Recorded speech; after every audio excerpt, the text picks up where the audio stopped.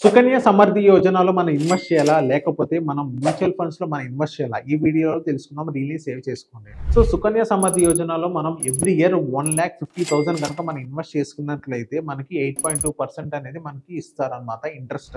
So, ఇది every quarter అనేది interest పైన దీన్ని రివైజ్ చేసుకుంటూ ఉంటారు. ఈ ఇన్వెస్ట్‌మెంట్‌లో ఏంటంటే 100% గ్యారంటీడ్ ఉండిద్ది. ఇందులో అంటే ఎటువంటి రిస్క్ ఉండదు. సో, ఇందులో ఉన్న పాజిటివ్స్, నెగెటివ్స్ ఏంటంటే ఇందులో మనం లాక్ ఇన్ ఉందన్నమాట. ఎప్పుడు పడితే అప్పుడు మన మనీ అయితే మనం తీసుకోలేము. మన అవసరాలు కూడా మన మనీ అనేది మనం తీసుకోలేము. సో ఇందులో ఇది ఒక చిన్న డ్రాబ్యాక్ ఉంది. ఇంకోటి ఏంటంటే మనం ఒక 21 ఇయర్స్ పాటు మనం ఇలాగే ఇన్వెస్ట్ చేసుకుంటూ వెళ్తే మనకి 69,27,000 చేంజ్ అంటూ మన బ్యాంక్ అకౌంట్ లో పడుతుంది. ఈ అమౌంట్ ఏదైతే ఉందో మనం జీరో ట్యాక్స్ అంటే మనం ట్యాక్స్ ఫ్రీగా మనం విత్డ్రా చేసుకోవచ్చు అనమాట. ఇది సుకన్య సమృద్ధి యోజన. అండ్ మనం మ్యూచువల్ ఫండ్స్ లో కనుక మనం చూసుకున్నట్లయితే మ్యూచువల్ ఫండ్స్ లో నో గ్యారంటీడ్. ఏదైతే మార్కెట్ వాలటైల్ బట్టి మనకి రిటర్న్స్ అంటూ వస్తుంది. ఇంకోటి ఏంటంటే ఇందులో అయితే మినిమం అంటే మన హిస్టరీ కనుక మనం చూసుకున్నట్లయితే 12% అనేది మినిమం ఇంట్రెస్ట్ అనేది మనకి వస్తుంది ఫ్రమ్ మ్యూచువల్ ఫండ్స్ నుంచి. సో ఇక్కడ ఎవ్రీ ఇయర్ 1,50,000 కనుక మనం ఎవ్రీ ఇయర్ ఇన్వెస్ట్ చేసుకుంటూ వెళ్తే సో మనం మ్యూచువల్ ఫండ్స్ లో వచ్చేసి దగ్గర 1,17,00,000 వరకు మనకి అక్కడ ఎర్న్ చేసుకోవచ్చు. ఇదే 1,17,00,000 లో కనుక మనం చూసుకున్నట్లే ఇందులో అయితే మనం ఎంతో కొంత మన ట్యాక్స్ అంటూ మనం పే చేయాల్సి వచ్చింది. ఇందులో